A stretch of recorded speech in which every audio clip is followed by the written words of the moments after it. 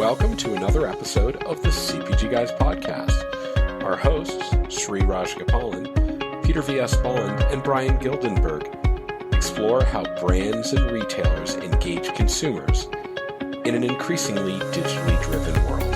And now, here are the CPG Guys. Hello and welcome to the CPG Guys podcast. I'm PVSP. When I'm not co-hosting this podcast, along with my partners Sri and Brian, I help enterprise brands improve their SEO and SEM, that's digital shelf talk, for growing their e-commerce business. Unfortunately, my co-host Sri, who's usually my ride or die sidekick, is experiencing a bit of a power outage in La La Land. So he's not going to be joining me, and I am hosting this episode alone. But please do explore the professional entertainment careers of his two daughters. His elder daughter, Rhea Raj, her music can be found at rhearaj.com. And of course, his younger daughter, Lara, was just selected as one of the founding members of the girls band Cat's Eye, whose new album debuts in June. And more about that a little bit later. Before we get to our guests, we want to ask you to help spread the word about this community we've created in the CPG Guys, beyond obviously sharing our podcast with your friends. You should certainly be doing that. If you're using Apple or Spotify as your preferred listening platform, please leave us a rating, as it helps feed the algorithm that makes us more findable by CPG retail people like you looking for education and entertainment in our industry. And that's what we're trying to do, right? The nicest things people say about us, other than, wow, you guys are a lot taller than you thought you were, when they meet us in person, is that we help educate them about this industry and also provide them with some interesting entertainment at the same time. If we do that, then the height thing is irrelevant. But we're also very happy that the CPG Guys is part of what we consider to be a pretty impressive collection of highly rated podcasts, including CPG Guys Fast Forward, hosted by our very own Brian Gildenberg, CPG Scoop with Reese and Jennifer, and of course the FMCG Guys across the pond in Europe with Daniel, Efrain, and Christine. And finally, we are incredibly proud of our allyship with Next Up, formerly known as Network of Executive Women, whose mission it is to advance the cause of women in business and to promote gender equality in the workplace. Next Up has a terrific educational and networking resource available to its members. And of course, Sri serves as a director of Next Up. Links to our podcast, our sister cast, a landing page on Next Up, and of course, links to Rhea and Lara's social media profiles. They can all be found in the digital liner notes of this episode. Don't have to write anything down. Hyperlinks are there. Just toggle over to the liner notes, and boom, there they are. So let's get to our guest today. In 2015, she and her partner, Noah Swanson, founded Pavia Beverage, maker of top Note Tonics, manufacturers of mid-calorie soft drinks and mixers. Her beverage credentials, however, are extensive, having worked at Chicago's Goose Island Beer Company, been there many times during my time living in Chicago, and of course, Miller Coors and the Brewers Association, which is a trade association for beer brewers. Please join me in welcoming to the podcast, Mary Pellettieri. Mary, how are you? Hi, good. How are you, Peter? I am dandy. It's welcome to 2024. We're kicking the year off, and it's great to have you on the podcast. We like to start the year off with small, growing, emerging companies as we think of the year we're in renewal, and it's a great time to talk about birth and growth. And so, while you've been around for 8 years, compared to some of the other big players in the marketplace that have been around for 100 years, you're relatively young. So we'll go with that nascent kind of emerging picture. But it's great to have you on the podcast. We want to hear about the work you're doing in helping grow this brand. Before we get to the questions I've prepared, would you please provide us with an overview of what is Top Note and what's the origin story behind it? Sure. Yeah, Top Note is the most awarded American craft mixer. We happen to also be the youngest. And I like to say we're the most shareable. We are a small brand, still growing. We're in the mixer space, so the premium mixers, which is a growing part of the grocery set that has a lot more attention over in Europe, kind of due to how they drink and how their bars operate. But that being said, I'm in Wisconsin, the land of the cocktail. Yes. And, certainly Americans do our own fair share of drinking. And Top Note took a lens of this category from my brewing background. I wanted to create American craft mixers because I was in the beer business and I saw this wonderful world of history and modern takes of old styles kind of come to fruition in the craft beer business. And I thought it was time someone kind of did the same in soft drinks. And so we took that lens to it. We have a very much a craft inventive kind of mind. We're part of a growing premium set. So that's a bit about what we are, what we stand for, and why. Thank you for that. And when you mentioned Old Styles, it immediately brought to mind, not to be confused with the beer brand of Old Style, which is also a Milwaukee favorite. But in any event, thank you for sharing that with us. We're going to include in the digital liner notes of this episode links to your LinkedIn profile, Top Notes LinkedIn page, and your company website, so that oftentimes, like 90+% of the people who listen to this episode will do so on their mobile device. And it's very easy for them to just toggle over, click a hyperlink, and they can multitask. That's why we love the podcast format. You can passively listen as you're doing other things, and why not do a little research and learn more about the Top Note brand while they're doing that. So that's really great. So Mary, let's get to the question. I would love to hear what inspired you and your co-founder to start the brand. And what do you see as being kind of your mission in this space of cocktails and making this a very shareable kind of experience?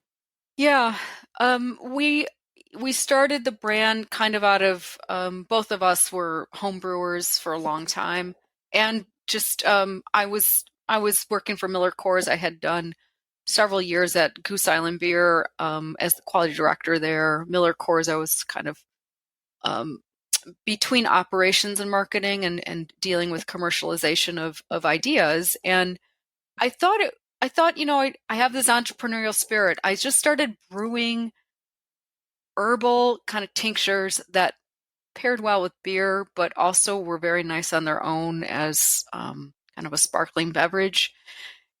And realized what we were doing was nothing new. Because nothing. It's all kind of recycled new ideas, right? From some time ago, and saw that there was a category emerging with tonic water, premium tonic waters coming kind of from bars and restaurants that wanted to make their own, primarily because the category had been commoditized, somewhat simplified to the point where, similar to where beer was back in the 80s, there wasn't a lot of selection. And I thought it's a great category to be in. When I was pregnant, that's what I actually drank. Tonic water and a little splash of orange juice. So this non-alcoholic world and making things taste better, not only better, but with really, craft ingredients and a lens of today as well. So going back, but also looking forward was why we got into it. I started making these tinctures, tonics, syrups, and we were fairly successful at farmers markets. So, and that's here in Wisconsin, which isn't the easiest place in the world to launch a more innovative product. It's just there isn't a huge world of entrepreneurship here in food and beverage as there might find in Boulder, Denver, and the East Coast and West Coast. It's kind of we're a bit of a landscape for larger brands. So we still took to the feedback that we got from consumers, and many of them said, "Why don't you make this ready to serve?" And they liked our ginger beer, so we got into the ginger beer and soft drink market alongside our tonics, and have pretty much gone ever since. That was in 2017 when we first launched our sparkling products, and since have launched in more products into the soft drink set with our mid-calorie soft drinks. So we're just continuing to grow. It's really interesting. There's so much going on in this space. Obviously, I see the emergence, particularly during the pandemic, growth around these these home cocktail making machines. So there's a lot of emphasis there. I think spirits, the spirit category has overtaken the beer category again as the top adult beverage category. And what I also find interesting is particularly around when you think about what your product plays well to, which are highballs. I was once told that a good alcohol or spirit cannot compensate for a bad mixer because of the ratios, right? 3-to-1 ratio. But a great mixer can compensate for a bad or a lower quality alcohol. So having the right mixer seems to be the place you wanna hang your hat to drive some business. So I'd love to hear what sets Top Note apart from others in the market, and particularly as I think about your two product lines. You've got tonics and mixers, which again kind of play to that highball primarily, but obviously you can drink a non-alcoholic. But then you've got these mid-calorie soft drinks. So I'd love to hear what you think sets you apart from some other players in the marketplace you compete against. So when we say we're shareable, we truly mean that because our bottles are a little larger, and and they're really meant to pour 2 perfect pours. And when you think about American consumers and how they drink, they're usually drinking with someone else. They drink, in a very, it's an occasion that's usually very social. So we thought that was appropriate, but it's also appropriate for how our bars and restaurants handle products like this. Our bottles are resealable, unlike the competitors from Europe. So we take a shareable stance. So that's one of our bigger points of difference. We all use great. We like to say we have the most versatility, but a lot of mixers today are versatile. What's really unique is coming out of COVID. I learned a little bit about when people traveled to Europe. They said, I've never really thought about a tonic water being served in a bottle in a restaurant because but that's what they do in Europe. So they take a bottle and they serve the gin or vodka or something separately because they can't actually blend it. They can't make a cocktail in the pub. So it's a very unique, We've got our 3-tier system over here that is confusing to most of the rest of the world. So everyone's got their issues, right? Yeah, but not being able to make a cocktail, I mean, that's just shocking. So it makes sense when you look at the sets today from what's come into this category from Europe and why. We take a very American look on it. We have extremely versatile products. We've got 3 types of tonics that are very different from one another. They don't taste at all the same. And that was done kind of because that's what we liked, but it was done also because the versatility for what the American cocktail maker and or mocktail maker is doing it's what they desire.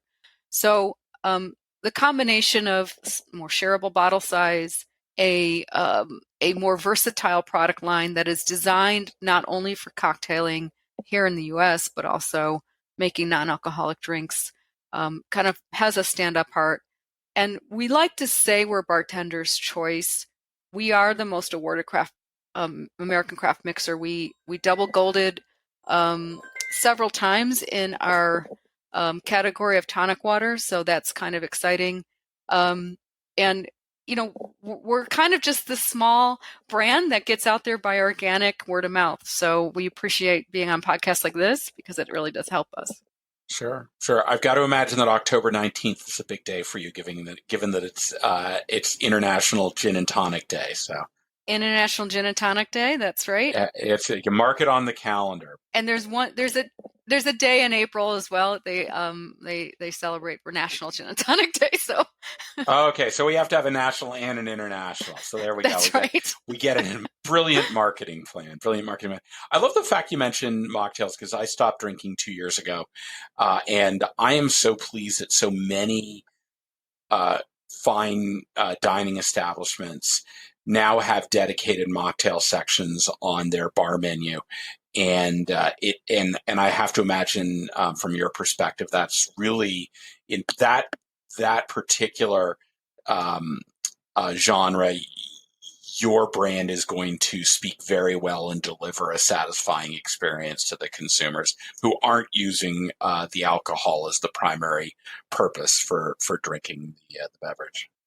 Yeah, absolutely. We just wrote a blog on how to keep your non-alcoholic cocktails lower in calorie too, because that's sometimes where bartenders might go if they don't have alcohol. They might actually just put a simple sugar of some Yeah, sort with some extra flavoring in there. Our mixers happen to be 30% less sugar than your standard larger brands. So that helps the bartender also play along with slightly more sweet ingredients if they want. But we think that, all in, it's really up to your taste. You can always add sugar, you can't take it away. So we like to keep our products right around that 30% or less than the standard, and it allows folks to play, but also just drink them as is. So if you are not drinking, you can always drink a decent tonic water and actually enjoy it in place of a cocktail. So we play well in that space. brilliant. So obviously, as you've built out your business, you mentioned that you started off through word of mouth, but as you start to get into traditional retail, you're going to face challenges in growing your business. Would love to hear what some of the big challenges were around, was it distribution, thinking about how you connect with consumers. Is it at events? Is it online? What is it? What were some of the big challenges you really had to start tackling as you thought about scaling this? Yeah, well, we're still tackling them because we're still scaling. I would say, most of our distribution right now is through alcohol beverage distributors. So we are building our brand still. And it is that word of mouth between bartenders, servers, on premise where brands are traditionally built. Um, when you earn your credibility that way, you have a little easier time having the pull right away from retail. Where we do best in retail is where we both have restaurants and bars, as well as retailers servicing our consumers. Very good. And from there, always the demos, liquid to lips is super, super important for our brand, just to compare, remind folks of the story, remind folks how they're drinking, why a resealable bottle really helps them save money versus waste the money. And it's a matter of education. We do use social media quite a bit. We like to blog at least a few times a month. Um, and it's a matter of that digital asset um, matching to the consumer where they're buying. So we're doing more now with QR codes on our point of sale, for example. Oh, you're speaking my language, Mary. Nothing beats a good QR code on a package to get. It doesn't. People walk. I read some stats some time ago that like 85% of millennials are going to walk into the store with their head on their phone in their phones. I keep speaking of it, I keep a QR code on my phone cover. Whenever anyone asks me about the CPG Guys podcast, I just go, here, scan it. That's awesome. So it works extremely well. And to get consumer feedback, which is like pure gold when you're launching and building a brand, it's a great mechanism to get that feedback, that because it's funny when you start sharing that with other consumers and they discover your brand and they read what people say about it.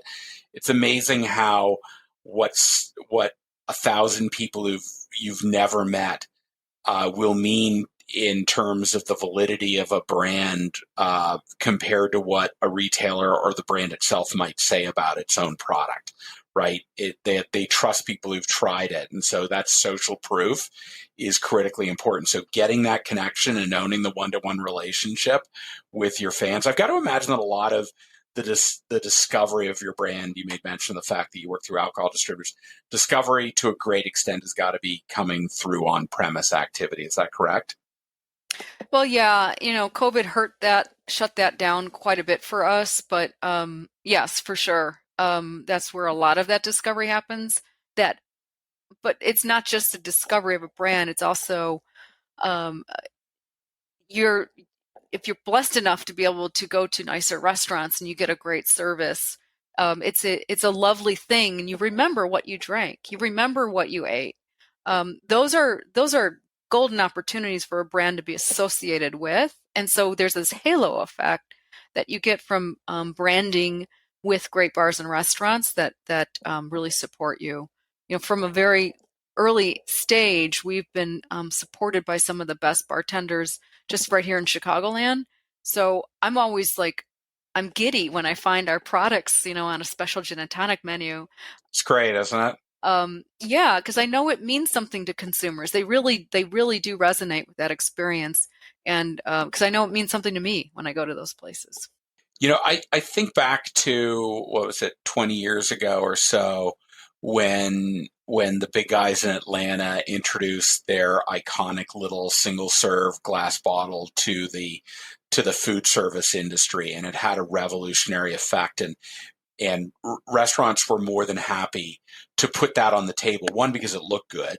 Two, it had an iconic association. And three, no longer was it like an unlimited fountain pour, right? So creating that and having your brand be able to present that kind of equity that someone wants to at a restaurant or a bar wants to put it on the table in front of the consumer, that's got to have a lot of value for them as well as it does for obviously you in building your brand story.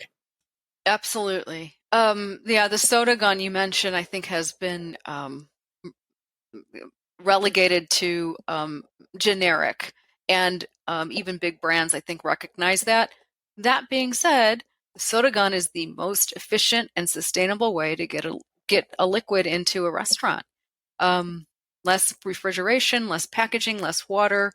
It's really American revolutionary in some ways, and our products are found on the soda gun. So that is a unique proposition that we give bars and restaurants. Oh, okay. Because they can serve a more premium serve on the soda gun. That does separate you from a lot of the other players.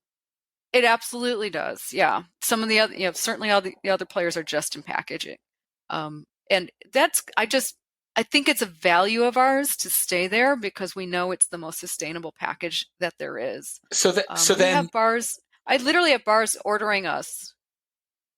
Sorry, from like Arizona to LA. Go ahead. In that case, it seems to me now you're competing for the slots on the fountain machine with the big guys, and to some degree, more often than not, I think they kind of own that. It's their equipment. It's their. How do you? Is that? I've got to imagine. Just tell me, is that an obstacle that you've had to face in terms of building out your equity, of having to fight against the territory that the big players in carbonated beverages have kind of staked out? Yeah, we're not trying to own it. We are playing a role which was kind of underserved by the large CPG companies. They're more focused on their large brands, that be the cola, the diet, and the lemon lime. When we're focused on higher quality mixers, which were mostly taken over by generics. So sometimes those fountains are serviced by small fountain distributors that also service the CO2, et cetera, in those bars, and they have their own private label. They might have a fairly generic high fructose corn syrup product, and it doesn't necessarily match what the bar wants. So for us to be able to kind of help the bar find a solution there, it's nice. And it's still a challenge because the soft drink gun is not considered the highest quality products in the world, and there's a bit of a mismatch for us there. But we still make the products. We've been fairly successful with our ginger beer on the soda gun because it is such a high volume serve, and we're happy to find it on menus because of that. So, and we get further out. Like I said, we get further. We can reach parts of the country that we otherwise can't reach with our bottles. Hey, Mr. Peter Bond, do you remember that executive summit you attended last year at Cornell Tech? Oh, you mean the Omnichannel Leadership Program? Many of our listeners have been asking me about it, Peter. I got to tell you, Shri, hands down the best exec ed program I've participated in, and they're offering it again in 2024. If you loved it, why don't you share with the audience what it's all about? Cornell is bringing together CPG and retail industry executives and visionaries along with the very best academics to deliver an outstanding curriculum designed to help participants build a high-performing customer journey and level up their organizations in all things omni-channel. And so, Peter, you of course refer to omni-channel. So is this online only, or is it hybrid you can do in person too, or what is it? No, it's an in-person event. It's happening at Cornell Tech's campus in the business mecca of the world, New York City, this coming June. It's a very intimate setting. Participants get to interact with industry luminaries, the professors, and their contemporaries over a 3-day event. The course was designed by Cornell in partnership with a host of blue-chip retailers and consumer goods manufacturers, including Ahold Delhaize, Kellanova, Walmart, Monster Energy, and Dick's Sporting Goods, just to name a few. What a great opportunity, Peter, for some of our listeners to be able to participate in an exec ed program of this nature. What do you think? Yeah, and they may even see a CPG guy or two at the front of the room. My big tip is to apply early for the program.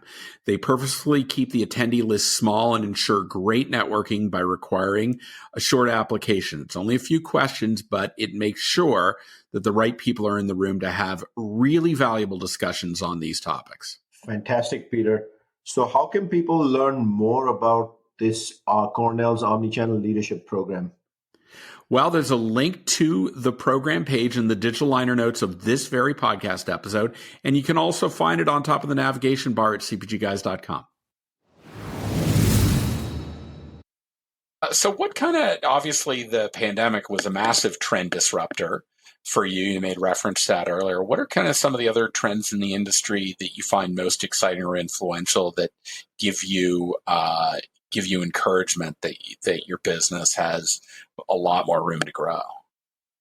Well, I think you've already mentioned one, the fact that spirits continue to gain share in the kind of the share of the stomach, as they say, for alcohol beverage consumption. Highballs concurrently will continue to grow because that at-home cocktailing will continue to be the demand spot for. And people want to drink slightly mid-calorie, mid-level alcohol. They don't necessarily want to drink high proof products at their home. The ready-to-drink cocktails in cans has been somewhat disruptive to us. However, I've been in the business long enough, and I've watched the beer trade go through its share of trends.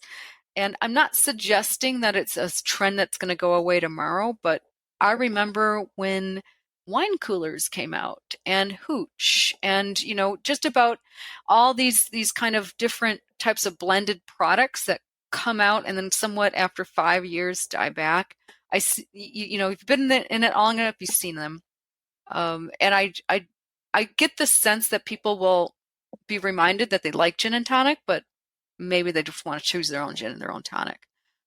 Because you can make it not only the flavors that you want, but you can make it the level of proof that you want, which is really important when you're drinking a cocktail.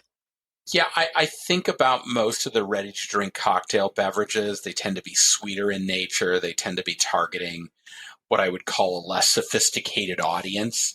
And it seems like your brand is taking the other end of the spectrum. We're going for the person who does care about the brand of gin that they have. They want a really good experience. And to your point, they want to control the level of alcohol that they have in the cocktail. I want to remind our audience that I'm speaking today with Mary Pellettieri, co-founder and CEO of the top Note Tonic brand of mixers and soft drinks. So we made reference to getting consumer feedback, and you talked about the QR code. What role does that consumer feedback play in the evolution of your brand and the beverages you're manufacturing? Well, we live in a very middle of the country kind of city, so our direct feedback doesn't always come digitally. It comes from liquid to lips. So when we do events, I like to see people's responses. I watch what bartenders are serving. I listen to what consumers are saying about certain types of drinks. Our innovation pipeline has moved a little bit towards soft drinks because we see mid-calorie as a place to drive more growth from our brand, but we haven't completely explored or limited our reach for our mixers either. We just wanted to see how people reacted to mid-calorie. Soft drinks are changing, and you come from a large CPG brand, that those companies are always going to be on the look for their own types of trends and things that are happening that might be more long-standing. Kudos to the colas in the world that have lasted for over 100 years because the flavors and the branding really resonates. But I do see the demand for a more sensitive Gen Z looking for less sugar, looking for more sustainable types of companies, not just their longevity, but they're really focused on the environment, looking for very high quality ingredients, maybe ingredients that are more sensitive to the environment. I see that as a trend that's not going to go away, not with this next generation and the generation that'll follow and the generation follows. So I do think brands, if they're smart, they're looking at the trends that are happening now and are considering, what's next. Because maybe not the next 5 years, but maybe in the next 20, things will look different. I'd love to hear about any partnerships or collaborations that you think have had a particularly profound impact on the growth of your brand, be it a distributor or maybe you've done some work with alcohol brands. Anything in particular that kind of comes to note as, hey, this kind of stuff is really paired very well from a business perspective that have helped you work on growing it out? Well, we're still alcohol adjacent no matter what, even though we are a non-alcoholic brand and we do service quite a bit of non-alcoholic serves, mocktails, that sort of thing. But our best collaborations have come from alcohol. We worked with a small craft brewery in Chicago and did their gin and tonic with them. We've done actually 2 craft breweries in Chicago. We did that with. We also worked with a spirits brand that was bringing a ranch water to the market, and they needed some help with the chemistry side of the water. So they gave us a little bit of credit on the back label, and we helped them. Those sorts of things they help us continue to establish our credibility as kind of the inventive brand, but we're also very sharing. It goes right back to an original value that we held when we picked our bottle. That American hat. So these collaborations are important, but the last ones are the distilleries. The local distilleries have been super foundational for us to establish our local presence here in the state of Wisconsin. So I have to imagine that this trend of having craft distilleries emerging in such a significant way over the last 15 years. I think back to when I was 18, that 21. I grew up in Canada, so I can say 18 as the drinking age, but at 21 here in the States, that it was all the really big, it was the Diageos and the Bacardis, and now it seems like I can probably find 300 different bourbon distillers in the eastern United States alone, let alone when I get beyond, before I even hit Kentucky or Tennessee. So I've got to imagine that just the emergence of that trend has been really helpful, because they're all trying to showcase the fine quality of their brand, and what helps that better than a really high quality mixer. Sure. We still drink a lot of that style of spirits, straight. Still, there's not a lot of mixing going on. So that is one of the challenges, but for sure, the small distillers, they don't necessarily want to have a large brand on the shelf or something mixed with their product that is maybe made with high fructose corn syrup. It's not something they would use. So why would they bring it? A lot of them make their own. That's something that we've seen too. They make their own tonic water because they might have to, depending on the regulations. They have to make everything. So there's that too. There you go. Very good. So I'd love to hear about, how your approach to really making sure your brand is staying adaptable in this changing marketplace. Obviously, no one, like the pandemic, no one expects the Spanish Inquisition, to quote Monty Python. But would love to know, how you make sure you and your team are really staying on top of market trends and thinking about how you adapt to accommodate changes in the marketplace. Well, it's just being out there and listening as much as we can. Keep an ear to the ground, talk to our bartender friends, visit their accounts, see what they're doing, because they are literally playing all the time to figure out what consumers are liking. And they have probably the closest read to any changes of taste, that is. And the other trends, I think, when you look at it from a real broad perspective, are going to be anything happening in food, health and wellness. We make tonic water. We're never going to make a keto tonic water. I love when people say, "Do you make a gluten-free tonic water?" I'm like, "It's tonic water. Do I have to say it's gluten-free on the package? Really? That's what's good." Kind of do. Seriously, it's water, people. It's water. You don't need to say it's gluten-free, but we make, ours is vegan. Yeah, you have to say that stuff. it's crazy. We're working towards fair trade sugar. That's our next step. That's a different story. Yeah, I understand that. Yeah, but these are trends, right? These are health and wellness trends that consumers are looking for, that credibility piece, and they are seeking brands that share that value. So I think that's you can't lose sight of that. Sometimes for a small brand, frankly, it's very hard. It's very hard to make those changes. As much as it is for a big brand, it is for the small brands as well, because we may not have the capital to simply change packaging in a heartbeat. We could move faster, but it comes down to cash. Yeah, I got to imagine that in terms of the insights that keep you on top of the industry, I mean, it's amazing how much is available now. I think about the delivery service Drizzly and the fact that they have BevAlc Insights, and they put out these really meaningful reports that they leverage from all of their consumer data to show you kind of where the industry is going, what their marketplace shoppers are looking for, and I've got to imagine that information like that is just like pure gold to you. Oh, absolutely. If you can afford it, we have to mine.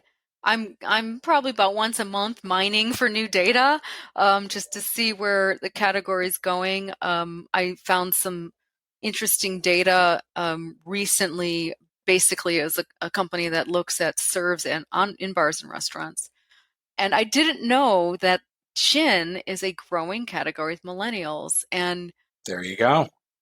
It doesn't surprise me that it is it's highly variable. There's so many different types, but these Renaissance gin cocktails are coming back. The bee's knees, which I made for a group of my friends this summer, and they loved it. It's that to me is exciting. So you have to kind of and if again, what's old is new again. We try to keep a read on what's happening and from that perspective as well with data, when we can get our hands on it. Yeah, that's why I like what Drizzly, they just put it out for free. They design it to go to all of their, their local alcohol retailers, and it's like a great for everyone who's in the industry. It's like, wow, this is stuff that I would have had to pay tens of thousands of dollars before. Now I just go to bevalcinsights.com and there it all is for free. It's like awesome. So one of the great things about this digital world we're living in.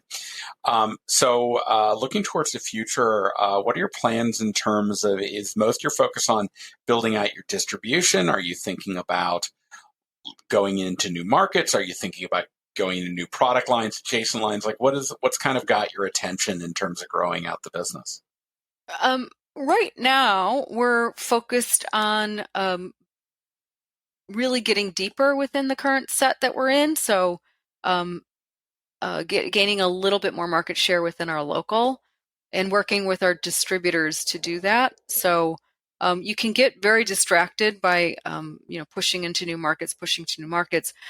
But frankly, that's made our ability to keep up on inventory more not manageable. It's just, with interest rates the way they were, as well as cost of materials, it didn't make sense to keep our current customers out of stock and fill a new customer. So we've kind of pulled back a bit on new distro right now, and we're focused on getting deeper in the places we're in. And that does mean retail. So, something we've kind of avoided since COVID was approaching buyers, because it wasn't a category that they were looking too closely at. Frankly, they probably should have been, because there was so much in-house consumption going on. It's one of the fastest growing categories in grocery retail right now is the mixer business. When I look at the categories that I'm seeing double-digit growth, that one surfaces right to the top. And we tell that all the time to our Elk Bev folks to get it into more retail, but we also are working direct with retailers now, because they do know they know more brands will only make the premium part of it grow more. It's kind of like I did a pitch to a great retailer in Texas during COVID, and at the start of the pitch, I pulled 2 bottles of beer out. I pulled a Heineken out, and I said, when I started craft beer, this was all you saw on the shelf besides Miller and Coors. And it wasn't until, and I showed her, multiple bottles of local brands, that until these things came out, did the category really take off? And I said, it's no different in any beverage set. When you start to really draw the attention of the consumer by mixing it up, no pun intended, you're going to see a lot more energy there. And it will make more sense to the consumer that, there's choice. I think that's an important thing. We're Americans. We love choice. Too much choice can be overwhelming. Overwhelming, yeah. But a little bit more choice, so they know that there's actually points of differentiation. This is American. This has more serves. This is made with dark sugar. This one has, this one goes better with my gin. Whatever that may be, there's that choice really does energize a category. And I think that's why you are seeing double-digit growth. That's great. I want to remind our audience, please visit cpgguys.com, where you can find all of our content. We have it organized into all sorts of interesting topics, Alk Bev being one of them, so you can find all our episodes, beverages being another, retail media, whatever your topic of interest is. We probably have a filter for that, and it makes it easier for you to find the episodes. And of course, if you think you or your company has some thought leadership to contribute to our community discussion, drop us an email at contact@cpgguys.com. Maybe you can join us for a future episode of this podcast. And of course, don't forget to drop us a rating if you're at cpgguys.com, or of course on Apple or Spotify. And of course, thank you to these 27,000 industry followers and growing that have chosen to follow us on our preferred platform of LinkedIn. Mary, thanks so much for coming on to the podcast and telling the Top Note story. It was very fascinating. Appreciate you making time out of your day to do this. Of course. Thank you so much, Peter, for having me.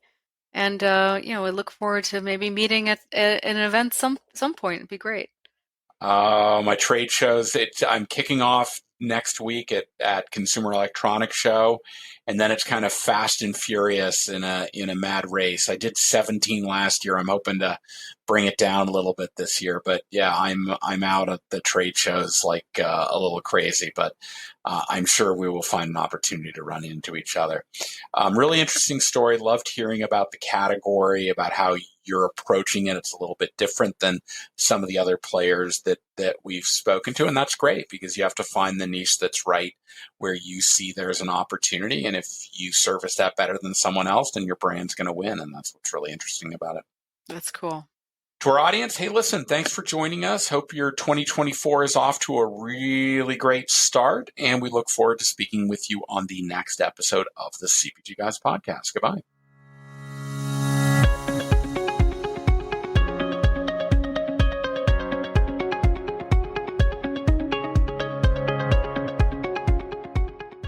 The content in this podcast episode is provided for general informational purposes only.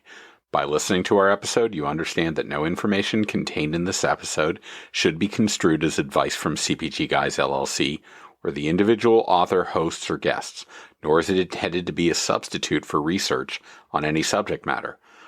Reference to any specific product or entity does not constitute an endorsement or recommendation by CPG Guys LLC.